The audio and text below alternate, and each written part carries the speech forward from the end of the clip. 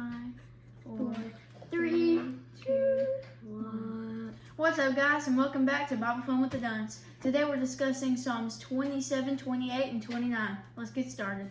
All right. Psalm 27 is a psalm of lament and of confidence in God. Remember, a lament is when we express how sad and how upset we are. And David is sad and upset that he has so many people who are against him. But he knows that he can surely trust in God. He says, "The Lord is my light and my salvation. Whom should I fear? The Lord is my stronghold. Who should I be afraid of?" He says, though he has a whole army of enemies that are out to get him, he won't be afraid. Instead, he will be confident because he trusts in God. Then David seems to remember the things that God did to take care of Israel over all those years.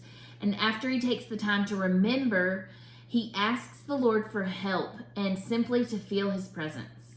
Then in Psalm 28, David is celebrating and worshiping who God is to him. He tells God how much he needs his presence and his relationship in his life. And then in Psalm 29, I think this is a cool psalm where David describes God like a thunderstorm moving across the land.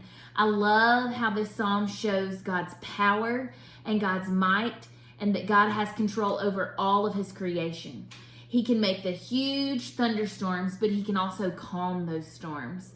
And him calming the storm is what I think of in the last verse of this chapter. In verses 10 and 11, I think they're so beautiful, and I'm going to read them real quick. It says, "The Lord sits enthroned over the flood. The Lord sits enthroned as king forever. May the Lord give strength to his people. May the Lord bless his people with peace." So guys, what was your takeaway from today? John, what was yours? Mine was the very beginning of chapter 27. The Lord The Lord is my light and my salvation. Whom should I fear? The Lord is my stronghold of my life. Who should I dread? Why is that your favorite? Okay, so that very first line, the Lord is my light and my salvation. Okay, so that's basically saying, you are my God, and yeah. You save me. You're everything to me. Okay, Jax, what was your takeaway? My takeaway picks up right after John's, and it says, "When evildoers come against me to devour my flesh, my foes and my enemies stumbled and fell. Though an army deploys against me, my heart is not afraid. Though a war breaks out against me, still I am confident." So David has all this going against him, but instead he decides to be confident because he knows the Lord, his God, is going to protect him. And he trusts in the Lord, and he knows that God will protect him. And that was along the lines of my takeaway, the same thing, but mine is in Psalm 27. David knew his strength and his confidence was in God, and he knew that because God has always proven himself to be faithful to him over and over again, all throughout his life, and even before he existed. So in Psalm 27, David takes the time to think back and remember those things that God has done.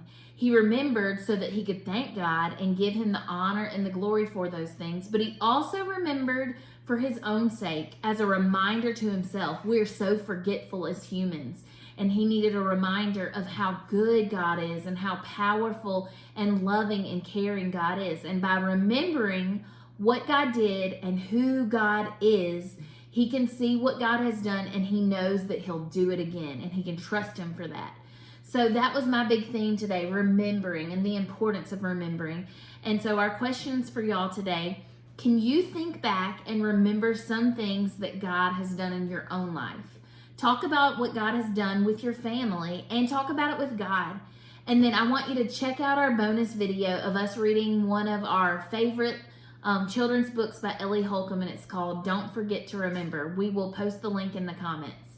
Thanks for joining us today. We'll see you soon. Bye.